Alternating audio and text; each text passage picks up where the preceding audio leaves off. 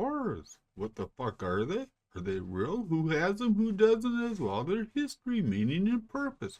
Let's dive into this fascinating world of color, light, and energy, starting with a basic definition.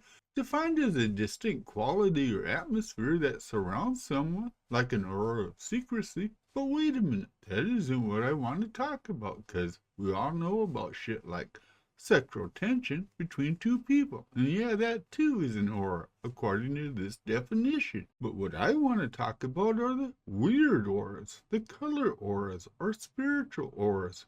That's what I'm going to nail down for you, my cherished viewer. So calm down, turn your aura blue, and enjoy what you're about to learn about auras. The history of our aura goes back almost to the beginning of history itself, back to the ancient world, where the origins of the word stemmed from a Greek and Latin word for a breeze or a gentle wind. And no, I don't know what the slight wind has to do with a spiritual aura. So let's define those colorful auras that envelop all living things.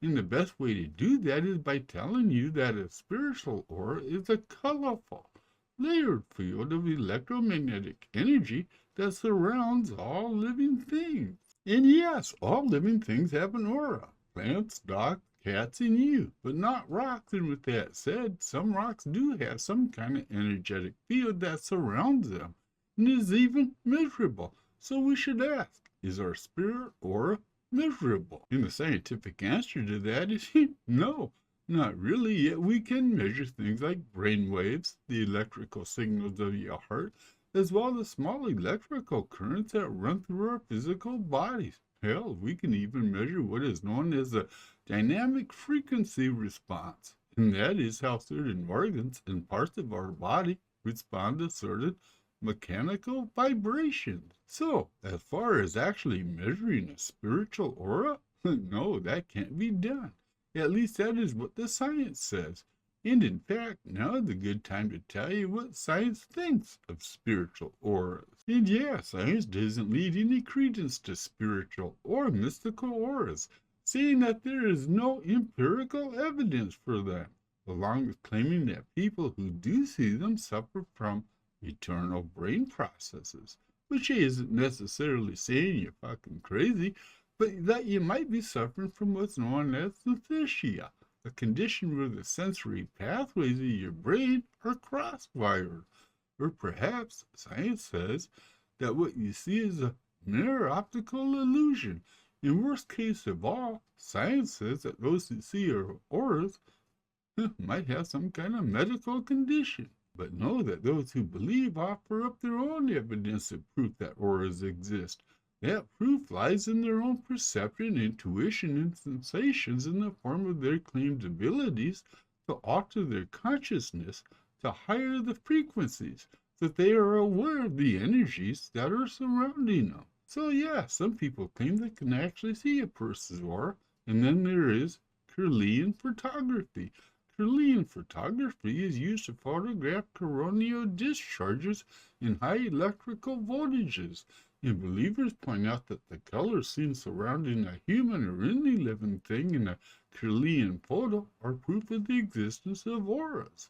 The scientific community says otherwise, that the colors are not mystical, are not proof of a soul, and are nothing more than a natural corona effect of our body's natural electromagnetic field. And with that said, now is a good time to talk about what all the colors in your aura is supposed to mean.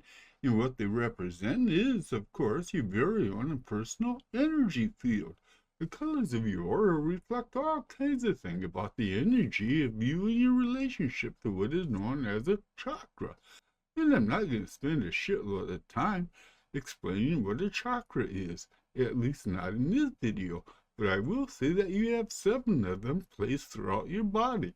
The top of your head, for instance, is known as the crown chakra and represents higher consciousness. Your crown chakra is usually represented by a violet or blinding white light. The thing to remember about colors in an aura is this, that vibrancy plays a role in that the more vibrant your colors, the healthier, more emotional stable, and the more spiritual you are. And the important takeaway here is that I said colors, and that's because auras are composed of more than one color.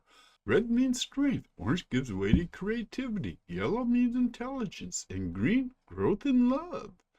If you happen to have a black color in your aura, say a black colored crown chakra, well, that could mean you're just a hot mess of a human being, especially when it comes to things that are spiritual. But know that colors shift. One day your chakra might be a calming blue because you're having a nice calm day at the beach. And the next it might be a muddy red because your day is not so calm. And now it's time to wrap this little journey into the world of auras up with a personal thought. As far as I'm concerned, we all have some kind of known and measurable field that surrounds us. So yeah, words exist in some form or fashion. The argument, as it seems to me, is whether there exist people who can see them. And we have people that can see ghosts, so why not your aura? But whatever you happen to believe, thanks for taking the time out of your day to watch. That is always appreciated, and I hope I've turned your aura into a cool, calming blue wave of satisfaction. To the human aura, I just glow. My aura just glows.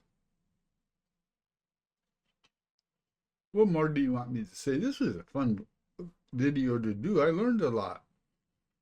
I mean, I didn't know much about chakras or any of that other shit. And yeah, I'm going to have to do a video down the road on chakras just so, to clear the shit up. But that's just me, so watch for it. Yeah, it would not surprise me if all living things have some kind of energy field around them, why not an aura? I mean, I don't have a problem with that.